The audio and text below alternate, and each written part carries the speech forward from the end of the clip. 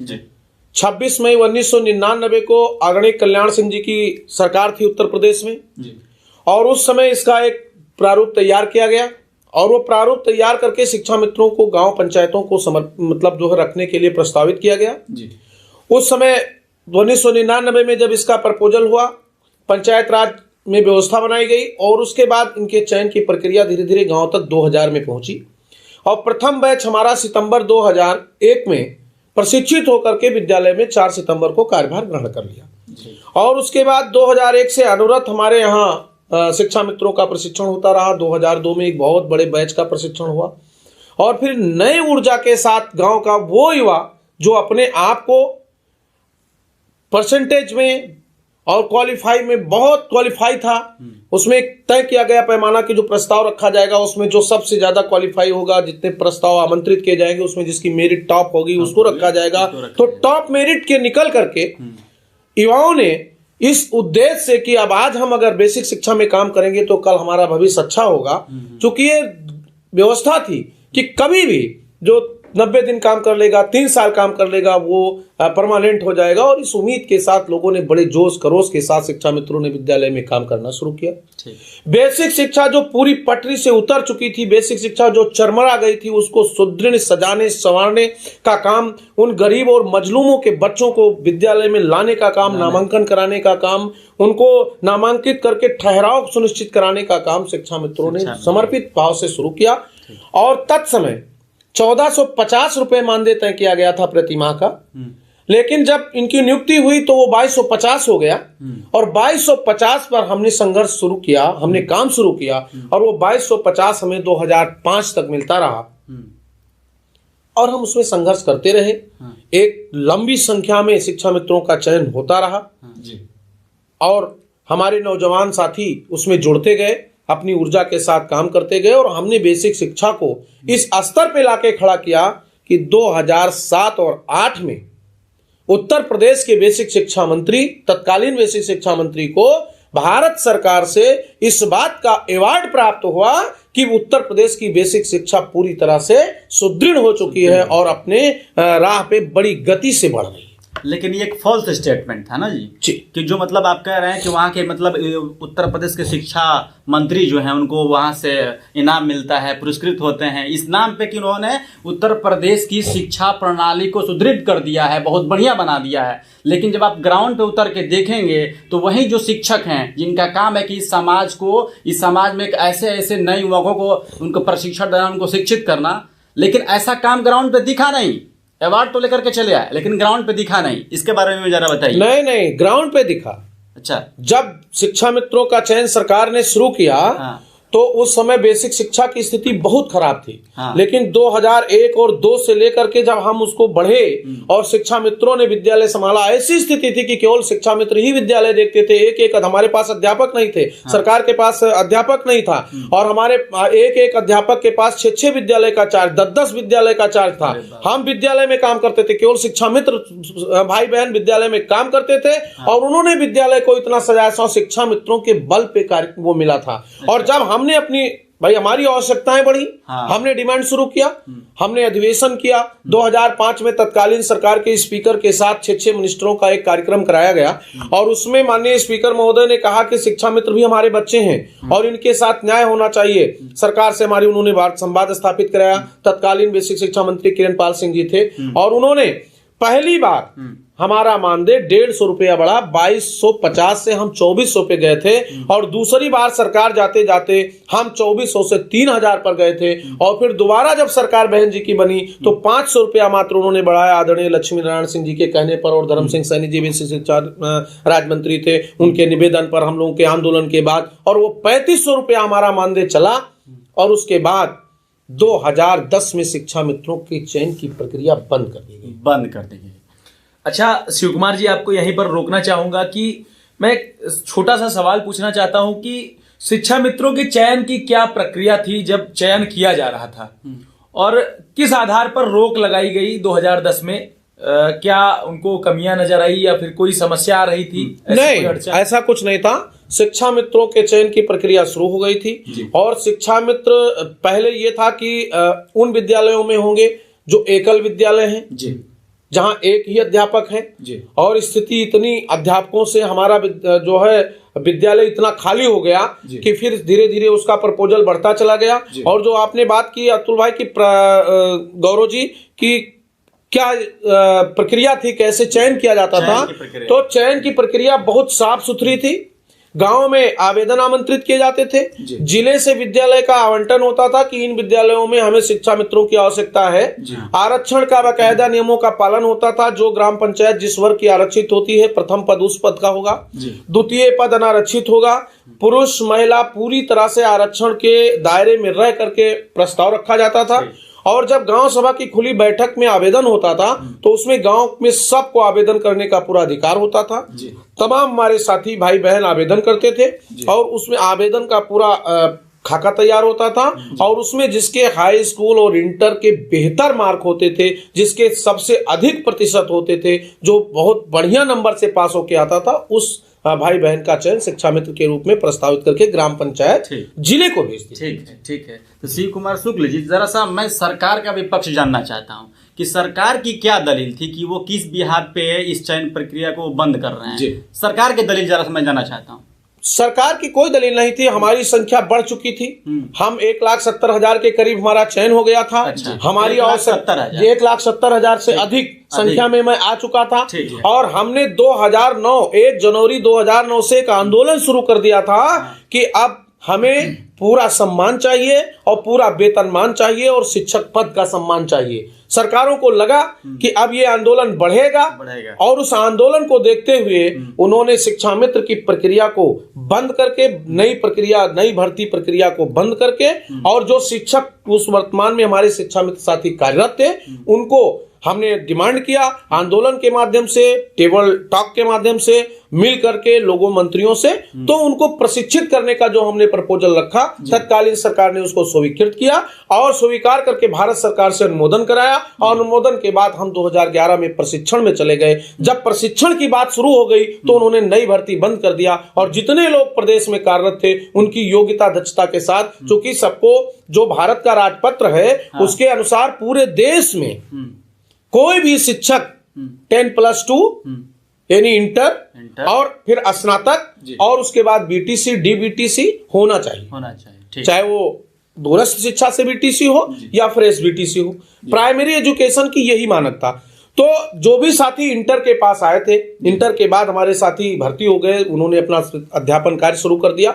उसके बाद उन्होंने व्यक्तिगत रूप से अपना स्नातक की शिक्षा पूरी की और फिर सरकार से हमने डिमांड किया कि हमारे सारे साथी अब स्नातक हो गए हैं, इनको आप प्रशिक्षित करिए और हमें समायोजित करिए। तो उसके क्रम में नियुक्ति को बंद करते हुए तत्कालीन सरकार ने 2011 में हमें प्रशिक्षण प्रारंभ किया। चूंकि शिव कुमार जी आप एक संघ के पदाधिकारी भी हैं, प्रदेश अध्यक्ष हैं, तो क्या इस नाते आपने सरकार से या फिर तत्कालीन शिक्षा मंत्री से क्या कोई गुहार लगाने की कोशिश की कि क्यों बंद किया जा रहा है भर्ती प्रक्रिया को? क्योंकि शिक्षा मित्र एक बड़ी संख्या से, क्योंकि ग्रामीण बच्चे ज्यादातर इससे जुड़े हुए होते हैं प्राथमिक शिक्षा से, तो इन पर सीधे तौर पर असर पड़ेगा। तो क्या आपने कोई वार्तालाप करने की कोशिश की? मैं गौरव जी आपको बताऊं कि वार्ता करने की कोई आवश्यकता ही नहीं थी।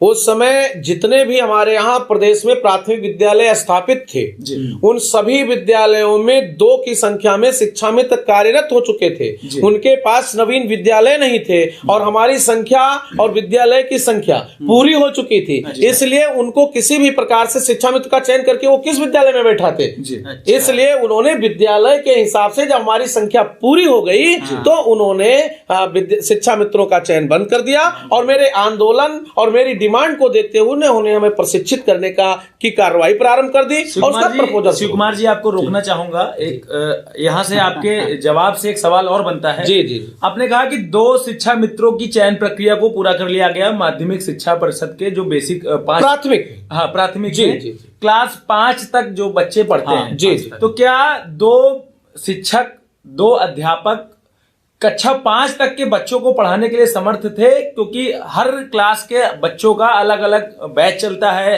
अलग अलग उनका लेवल का जो है स्टडी मटेरियल होता है, पढ़ाई का लेवल होता है। तो क्या 2 शिक्षक पर्याप्त थे या एक साथ पढ़ाया जाता जो व्यवस्था थी उस व्यवस्था के अनुसार एक विद्यालय में 2 शिक्षा मित्रों के चयन की प्रक्रिया का ही भारत सरकार से अनुमोदन था और राज्य सरकार का प्रपोजल था। वही चीज गांव सभा तक नीचे तक जा रही थी। तो 2 ही शिक्षा मित्रों का चयन होना था। 2 से अधिक शिक्षा मित्रों का चयन केवल नक्सली बेल्ट में कुछ विद्यालयों में घोषित हुआ था कि वहां की व्यवस्था करके कर लिया जाए।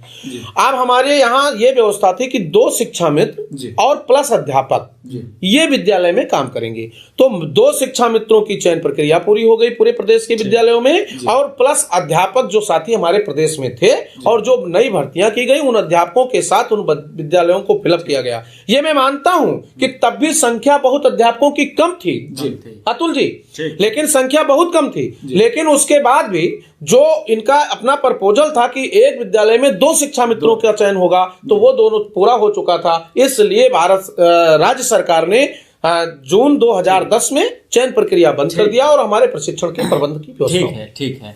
तो जरा सा अपने दर्शकों को ये भी बताइए कि शिक्षा मित्रों की समस्या बहुत सारी हैं, तो जरा इनके घरेलू समस्या के बारे में बताइए कि आखिर वो अपनी निजी जिंदगी में वो कैसी कैसी समस्या का सामना कर रहे हैं। उनके पास आर्थिक संपत्ति की दिक्कत है, किसी को अपनी बेटी की शादी करनी है, किसी को बेटे को पढ़ाना है, तो इन सारे समस्या का भी जरा जिक्र बताइए और कितने लोगों की इसमें देहांत हो गई। गौरव जी ये तो बड़े दुख की बात है कि शिक्षा मित्र ऊंचाइयों तक चढ़ा और ऊंचाइयों से उसको सीधे प्रहलाद की तरह पहाड़ से नदी में फेंक दिया गया। अच्छा, अब वो मरेगा कि उसको मगरमच्छ खा जाएंगे इसका कोई मतलब नहीं। मतलब आप ये कहना चाहते हैं कि सरकार यहाँ कश्यप हो गई है।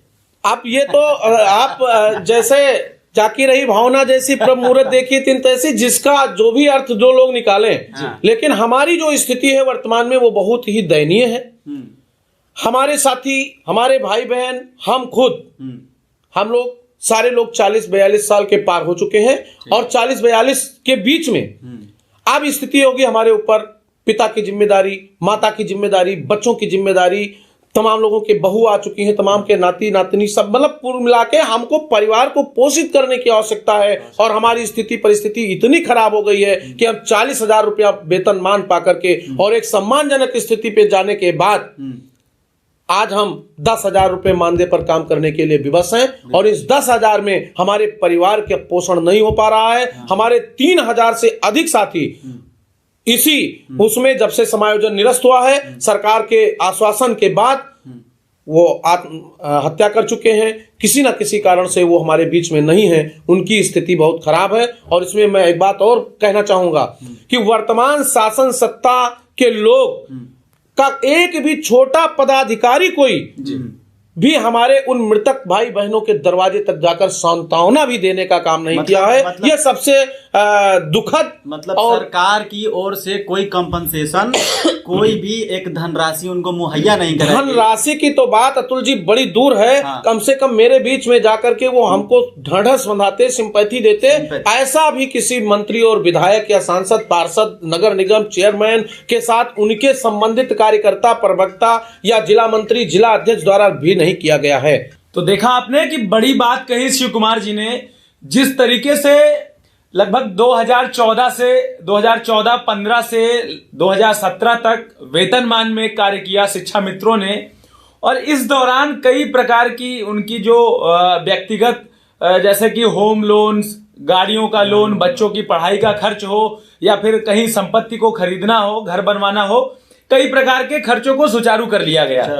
अब समस्या इस बात की है, जब सुप्रीम कोर्ट ने आदेश कर दिया 2017 में कि आप लोगों को वापस वेतनमान से एक मानदेय पर फिर रखा जाएगा, तो लगातार सुप्रीम कोर्ट के इस फैसले से लगभग 3,000 शिक्षा मित्रों को अपनी जीवन से हाथ धोना पड़ा है। और चाहे वह सीधे तौर पर हो या फिर एक व्यवस्था के अंतर्गत हो, वो उनका परिवार हो या फिर वो स्वयं हो, कहीं ना कहीं मानसिक स्थिति से भी प्रताड़ित हुए हैं, सरकार की इस गलत नीति के शिकार हुए हैं।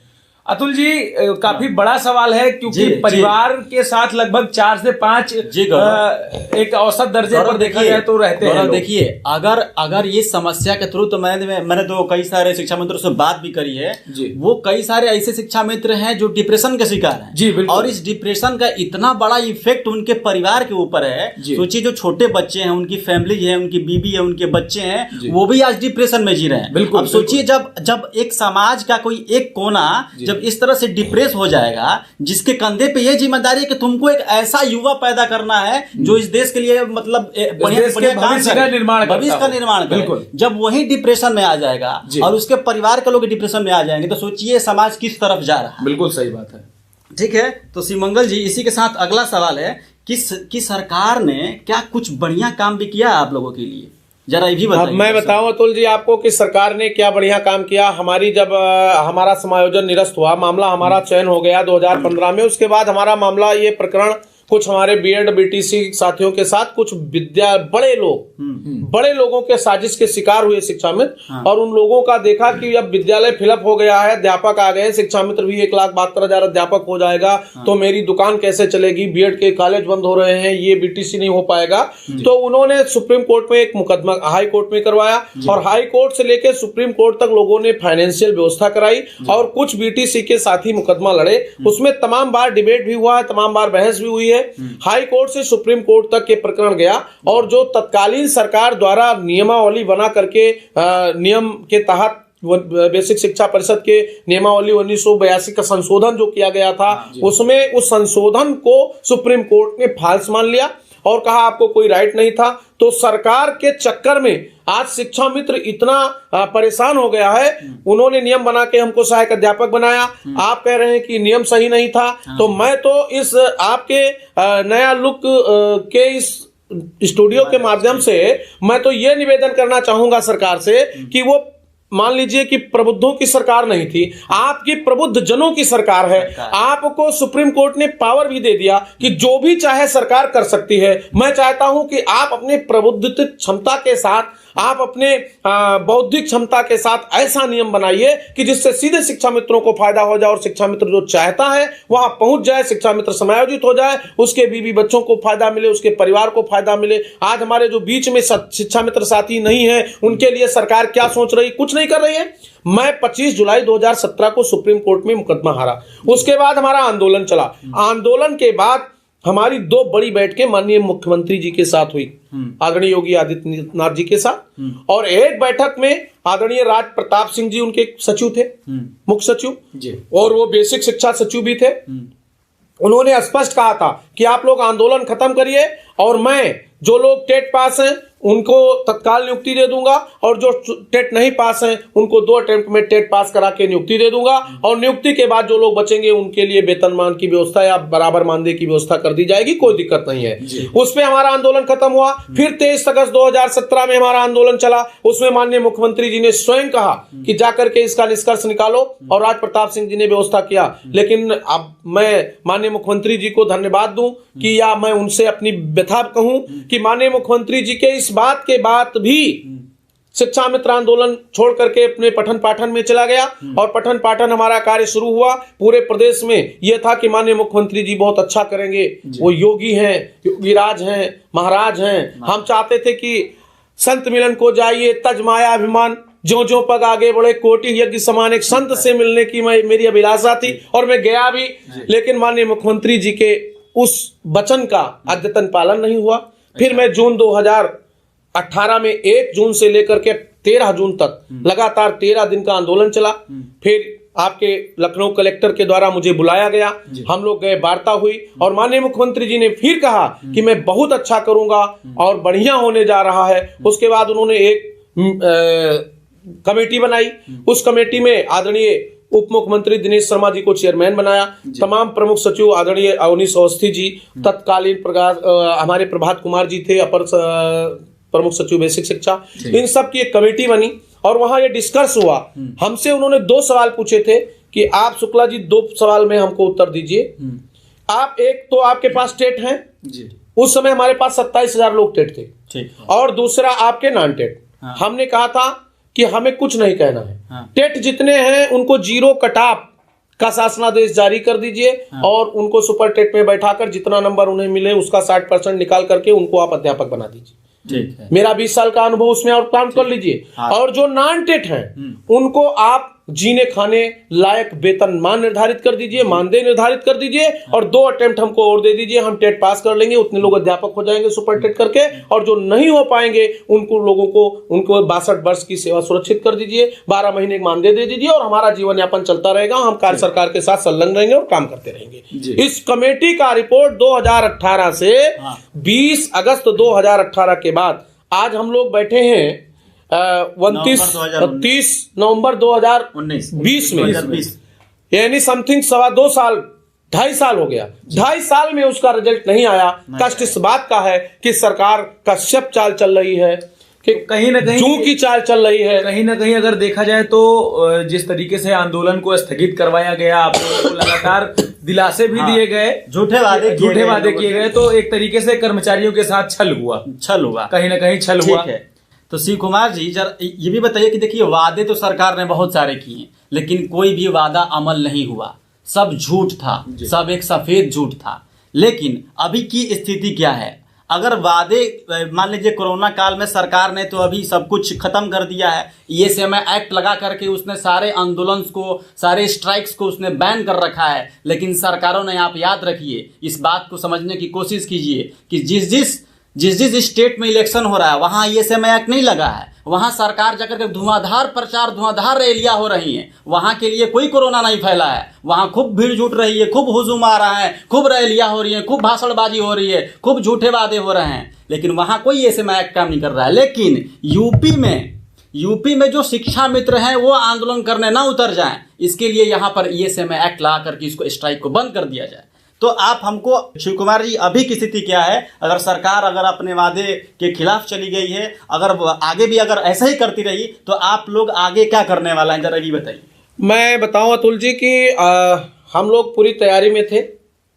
हमारी वार्ता भी सरकार से हो रही थी। हमारे आदरणीय डॉक्टर सतीश द्विवेदी जी नए बेसिक शिक्षा मंत्री बने, हमारी उनसे बातचीत हुई और उन्होंने मुझे आश्वस्त भी किया। और आश्वस्त करने के बाद हमारा उनका वार्ता चलता रहा। मैं आदरणीय उप मुख्यमंत्री जी से कई बार मुलाकात किया कि आप सर कमेटी का रिपोर्ट ओपन कर दीजिए, जैसी चर्चा हुई थी उस पर कोई डिसीजन दे दीजिए। आज पूरे प्रदेश का शिक्षा मित्र उस कमेटी के रिपोर्ट के लिए आशान्वित है। और कमेटी की रिपोर्ट आप दीजिए ना दीजिए, हमें इस बात की सहमति चाहिए कि इस प्रदेश का शिक्षा मित्र अपना जीवन यापन कैसे करेगा। मैं बड़े खुले तौर से कहता हूं अतुल जी, गौरव भाई, कि 10,000 रुपए में कोई अपना घर चला के दिखा दे। शिक्षा मित्रों का पूरा परिवार खत-बिट हो गया, यानी एकदम पूरी तरह से टूट चुका है और वो अपना परिवार चलाने के लिए विवश है। और ये जो मर रहे हैं हमारे साथी, ये उसी में आत्मसात कर रहे हैं। ठीक है, तो शिव कुमार जी जरा ये बताइए कि देखिए सरकार से आप फिर बात करने जाएंगे, फिर आपको कोई ना कोई बता दिया जाएगा, कोई ना कोई सांत्वना दिया जाएगा, कोई एक दूसरी डेट दे दी जाएगी, तो वो हमें लग रहा है कि ये सिलसिला अभी बंद होने वाला नहीं है। तो आप मतलब क्या चाहते हैं, अभी क्या करेंगे आप लोग? हम देखिए, अभी एक बार मैं सरकार से पूरी तरह से पूरी व्यवस्था हमारी, अभी तो कोरोना काल था, 22 मार्च से लेकर के 19 से और आज हम लोग कहाँ बैठे हैं, पूरा सब खत्म कर दिया। और वो अब आके फिर एस्मा लगा दिए कि पूरे प्रदेश का कोई भी नौजवान आंदोलन न करे, कोई भी सड़क पर ना निकले, कोई भी बाहर न जाए। लेकिन मैं आपको बताऊं अभी चुनाव, पंचायत चुनाव की तैयारी स्टेट में हो रही है। और आदरणीय प्रदेश महामंत्री जी, मैं उनको धन्यवाद भी देता हूं और उनसे भी आग्रह करता हूं कि अपने जहां जहां पंचायत प्रतिनिधियों को संबोधित करते हैं, एक बार पंचायत कर्मी के नाते या पंचायत में काम करने के नाते या उनका एक छोटा कर्मचारी होने के नाते शिक्षा मित्रों का नाम भी ले लें तो बहुत बहुत आभार होगा उनका। शिव कुमार जी, हम ये जानना चाहते हैं, हमारे दर्शकों को ये बताना चाहते हैं कि आपकी क्या आगे की गतिविधि है, क्योंकि अभी सरकार ने एस्मा लगा रखा है, आपका क्या आगे का प्रारूप? देखिए, एस्मा सरकार ने लगा रखा है। मैं एक बार अभी सरकार से पुनः बात करने का पूरा टेबल टू टेबल प्रयास करूंगा। मैं माननीय बेसिक शिक्षा मंत्री जी से प्रारंभ करूंगा और माननीय मुख्यमंत्री जी तक बात करूंगा।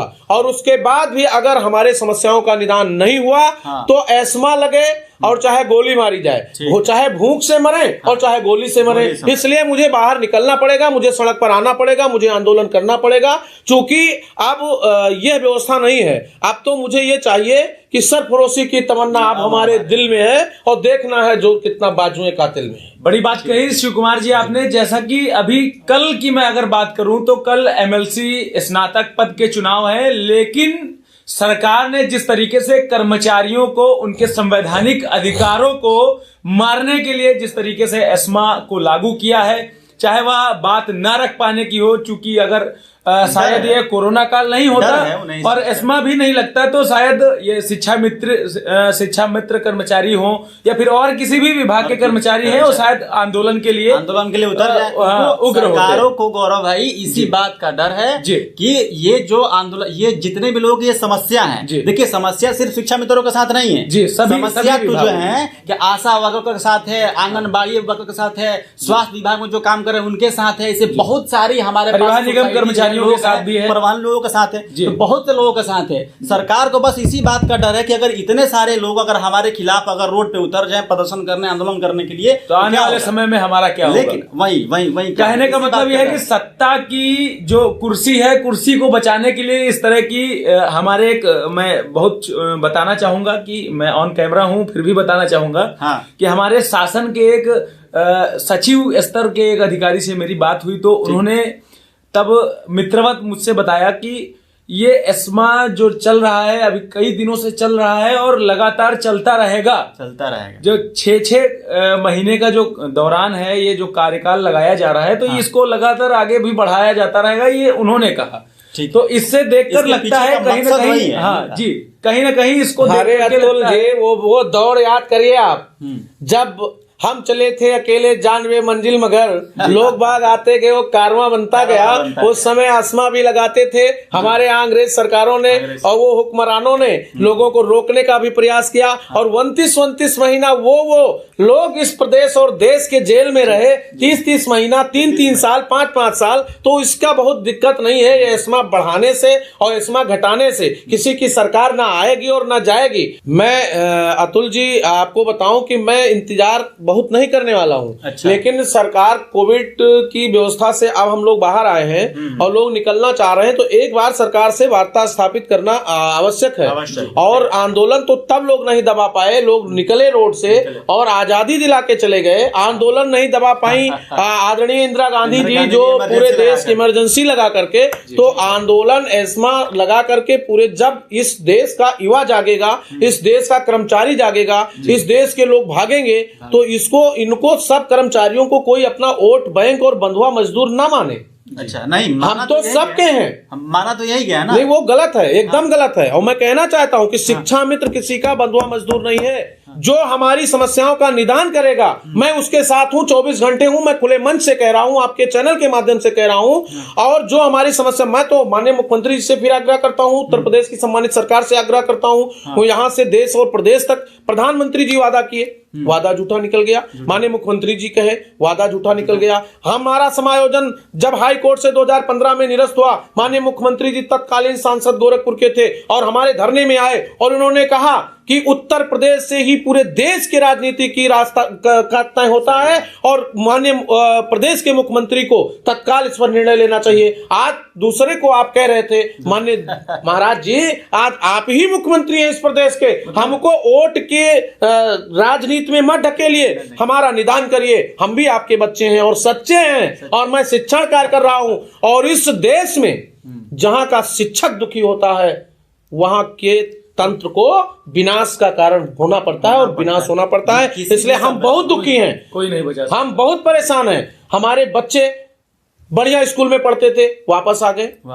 हमारे माँ बाप जिनकी बूढ़ी आंखें, जिनका मुझे ऑपरेशन कराना चाहिए, चश्मा देना चाहिए, अब मेरे पास पैसे नहीं है। शिक्षा मित्र रो रहा है, इस समय वो स्थिति है, 50 रुपए में आलू बिक रहा है अतुल भाई। जी। और कैसे आएगा 10,000 में महीने का खर्च, कैसे चलेगा? इसलिए वोट बैंक की राजनीति से उठ करके और शिक्षा मित्र हित में, कर्मचारी हित में सरकारों को निर्णय लेना होगा। अन्यथा इस पूरे प्रदेश का, चाहे वो पीडब्ल्यूडी का कर्मचारी हो, वर्क चार्ज हो, डेली बेसिस हो, चाहे आंगनबाड़ी हो, आशा बहू हो, मनरेगा हो, कैंपनियर हो, कोई भी हो, वो जब निकलेगा तो एक समूह में जब निकलेगा तब आप किस किस को जेल में डालोगे, किस किस को मारोगे, कहां कहां रोकोगे, किसके घर को जेल बनाओगे? जेलें छोटी पड़ेंगी और लोग बड़ी संख्या। बहुत बढ़िया बात कही शिव कुमार जी ने।